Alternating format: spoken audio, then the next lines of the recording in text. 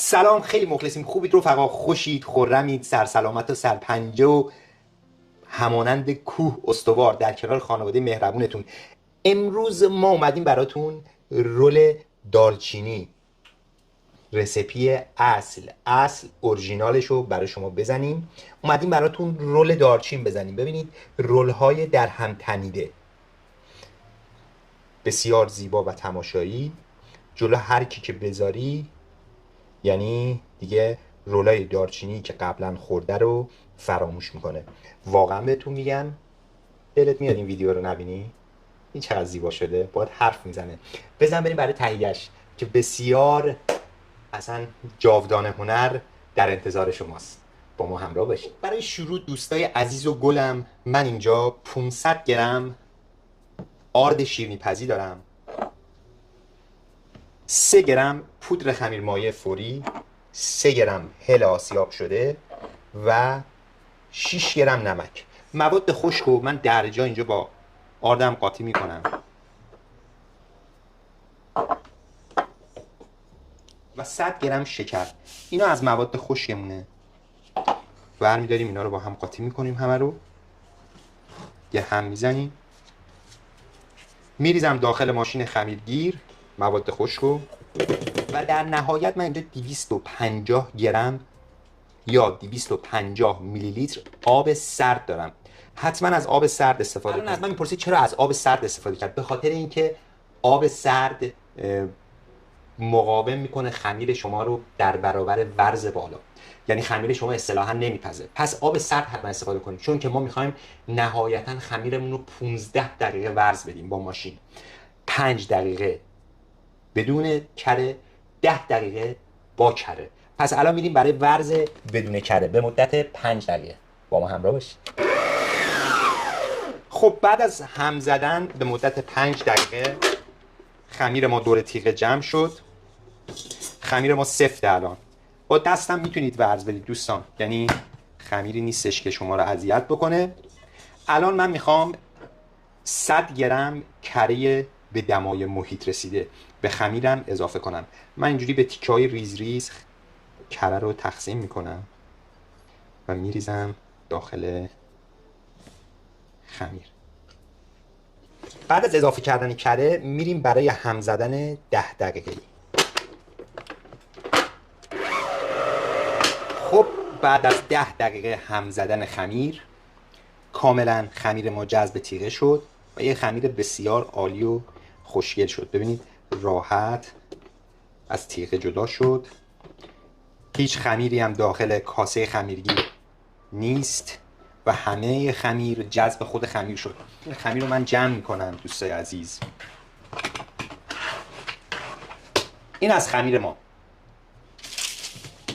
میاد روی یه دونه از این کاغذهای شیرینی پزی.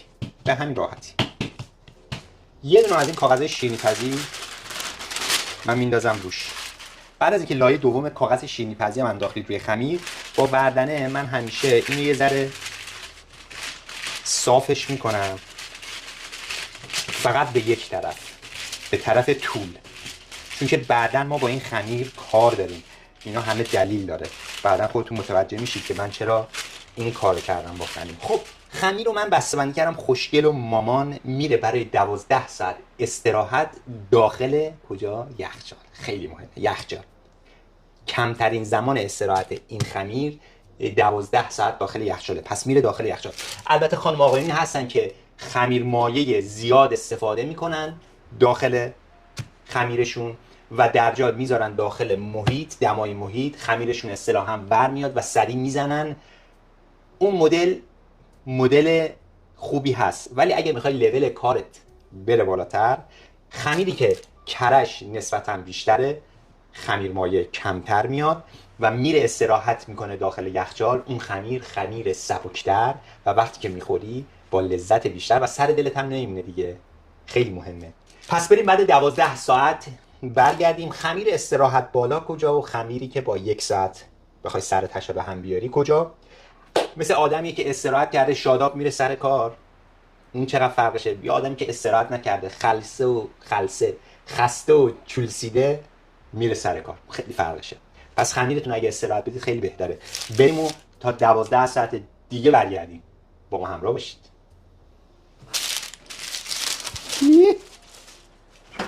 خب برگشتیم بعد از 12 ساعت استراحت خمیر داخل یخچال. قبل از اینکه خمیر رو من بیارم از یخچال بیرون، این لایه میانی خمیر رو ما میخوایم بزنیم. همون مواد داخلی خمیر. مواد داخلی خمیر چیه؟ 150 گرم کره به دمای محیط رسیده، 50 گرم شکر قهوه‌ای مرطوب. اگر این شکر در دسترستون نبود میتونید از همین شکر معمولی 50 گرمش رو، دست من تو لیوان گیری کرد، 50 گرم شکر معمولی، یعنی شما کلش رو شکر معمولی هم میتونید بزنید، اصلا مهم نیست. پس چی شد؟ این مواد میانی ما 150 گرم کره به دمای محیط رسیده، 50 گرم شکر مرطوب قهوه‌ای، 50 گرم شکر معمولی. اگر شکر مرطوب قهوه‌ای نداشتید میتونید همه رو شکر معمولی بزنید. 100 گرم شکر معمولی کلش رو بزنید برداره بره.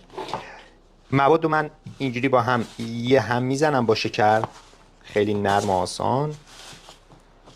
شکر و کره با هم حل شد و حالت خمیر مانند شد. این آماده است که بره روی خمیرمون، یعنی داخل خمیرمون. بریم و خمیرمون رو بیاریم از داخل یخچال. خمیر ما از یخچال در آوردیم. این از لایه زیررویش. خمیر رو برمیگردونم راحت. اینو میکنم. قبل از اینکه خمیر رو من باز کنم یه ذره آرد من میپاچم. زیادم نمیخواد آرد بزنید به این خمیر و شروع میکنیم به باز کردن خمیر.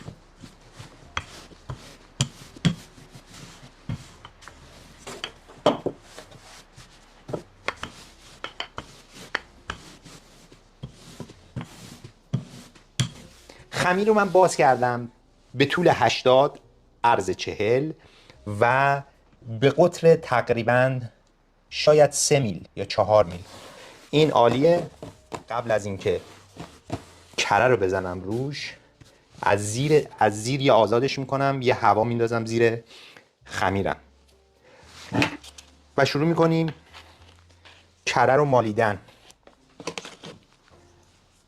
حالا با هر کاردک یا هر چیزی که روش صاف باشه، لیسک، میتونید این کره رو بمالید توی خمیرتون. من وسط خمیر شروع میکنم، بعد میرم کم کم به لبه ها.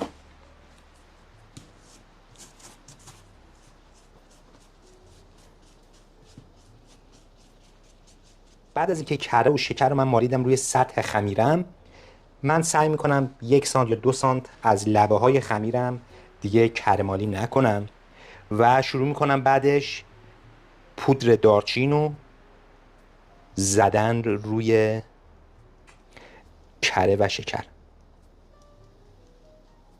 البته خیلی ها هستن که در جا قاطی میکنن، اونم میشه با مواد شکر و کره و میمالن روی نونشون، ولی این به نظر من بهتره. به نظر من دارچین زیاد نزنید دوستای عزیز داخل رول دارچینیتون، همون یه لایه بیاد بگیره کافیه.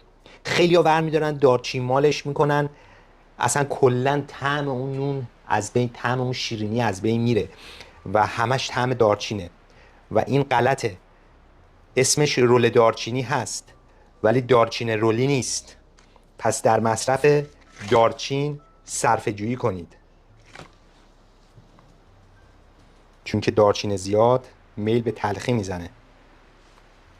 خب این مقدار دارچین کافیه. الان فنی که من میخوام بزنم، این خمیرم رو نصفه میارم توی کار، یه تا میزنم به همین راحتی. این لبه های خمیری که گفتم آزاد میذارید، باش کاری نداشته باشید و بهش چیزی نمالید، اینا دوخت میشه اینجا به هم. اینم از این ور میکشم، دوخت میشه به هم.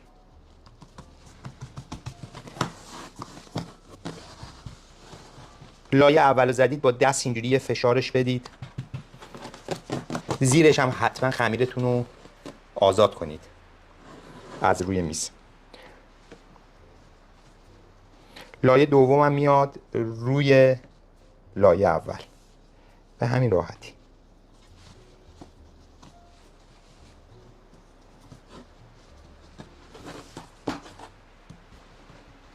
و این قسمت هم دوخته میشه به روی خمیر. این لایه دوم، این قسمتی که کره نداره میاد خیلی نرم دوخته میشه به این. بعد از اینکه لایه دوم اومد روی لایه اول، با دست اینجوری یه فشار اول میدید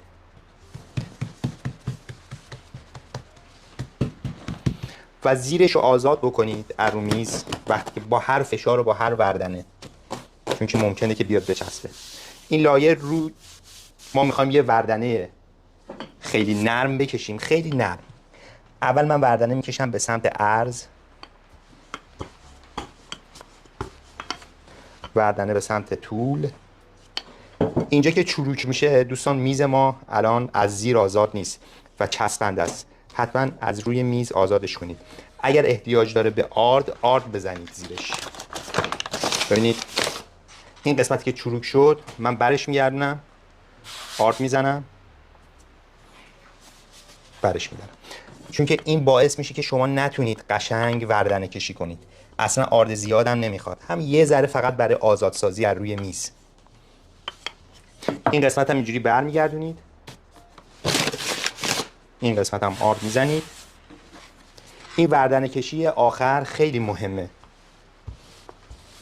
حتما انجام بدید، چون که این موادی که داخل خمیرتون هست این میره به خورد خمیر و دیگه از خمیر بیرون نمیزنه. خیلی عالی هم شد. بعد از وردنه کشی دوباره آزادسازی از روی میز، خمیر برگرده به حالت عادیش و الان میریم برای کار برش. برش هایی که من میخوام بزنم به خمیرم 6 سانت 6 سانت دوستان. این 6 سانت من خط میندازم 6 سانت و برش میزنم. شروع میکنیم به برش دادن این خمیرهای زیبا. من یه دونه از این خمیرها رو برای شما برش میزنم، تا میکنم ببینید به چه صورته. یه دونه این خمیرها رو من ور میدارم، میذارم روی میز. از سر 1 سانت آزاد میذارم، بقیهش رو تقسیم بر 3 میکنم. درست شد دوستان. دستتون رو میذارید این سر و شروع میکنید یه ذره خمیرتون رو کشیدن.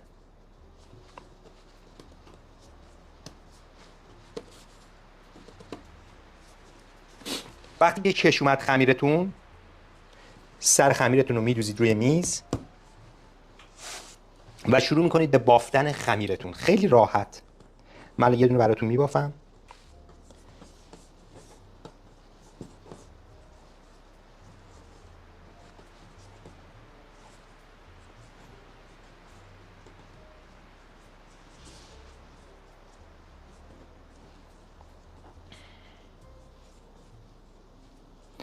این سر بافترم اینجوری میدوزید به هم، به همین زیبایی.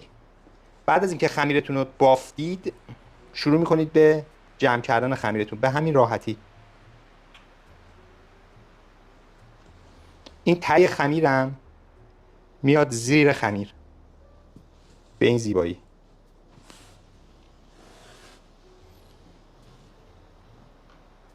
میره داخل قالب. قالبتون هم از قبل روغن زده باشید. بقیه رو من ببافم و بیام. دوستای محترم و خوشگل و زیبا، این رولای زیبای ما تموم شد. ما همه رو بافتیم، رفت توی قالب. من اینجا یه پارچه میندازم روش، میره برای تقریبا 1 ساعت استراحت تا حجمش 2 برابر بشه و سبک بشه و آماده بشه بره داخل فر. تو این فرصت ما میتونیم شربتمونم بزنیم که از توی فر در میاد. دیگه شربت عالی و الان شربت هم براتون میزنم، هیچ نگران نباشید. برای زدن شربت روی این رولای دارچینی زیبامون من از 100 گرم شکر و 150 گرم آب بریم روی گاز. به محضی که بعد از جوش 5 دقیقه قلقل زد شربتتون آماده است. اصلا شربت غلیظ نمیخواد این رول دارچینی، شربت باید نرم و لطیف که وقتی که میاد روی رول دارچینیتون جلیز و ویلیزش رو در بیاره. بریم و شربت هم بزنیم و تمام.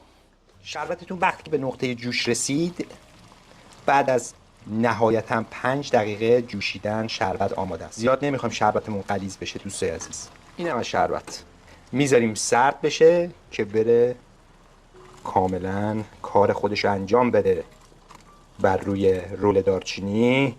بعد از 1 ساعت برگشتیم، رولای دارچینی ما تقریبا 2 برابر شد و من قبل از اینکه بذارمش داخل فر با آب روش رو یه اسپری میکنم و از این شکرهای تزیینی میریزم روش. بریم بذاریمش داخل فر. فر رو از قبل ما 1 ربع جلوتر روشن کردیم. فر ما داغه رو دمای 180 درجه. فر بالا پایین هم همزمان روشن. میریم میذاریمش طبقه وسط فر به مدت 25 دقیقه. بریم برگردیم ببینیم چیکار کردیم.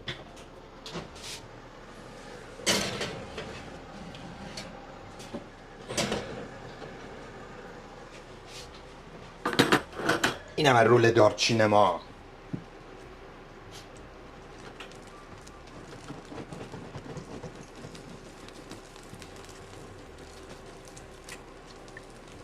دوستان بعد از پخت حتما شربت رو بزنید که شربت بره به خورد رول دارچینیتون. هم یه لایه محافظه براش، هم خوشمزه ترش میکنه، هم رنگ و روش رو جلا میده و خیلی کارا میکنه برای این رول دارچینی و لایه روش رو حالت کریسپی میکنه و داخلش هم که نرم مونده. به به. این 2 مدل من گذاشتم توی قالبای کاپ کیک. حالا افرادی که از این قالبای فلزی ندارن توی اینا هم خیلی قشنگ میشه.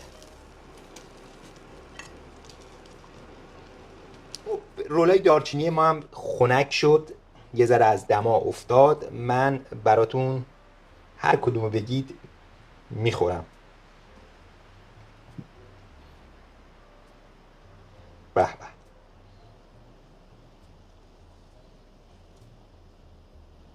این رول دارچینیه، واقعا زیبا شد، واقعا زیبا شده. این رولای دارچینی ببینید در هم تنیده، بسیار زیبا، خیلی عالی شد، بی‌نظیره. الان به سلامتی همتون میل میکنم ببینم چجوری شده.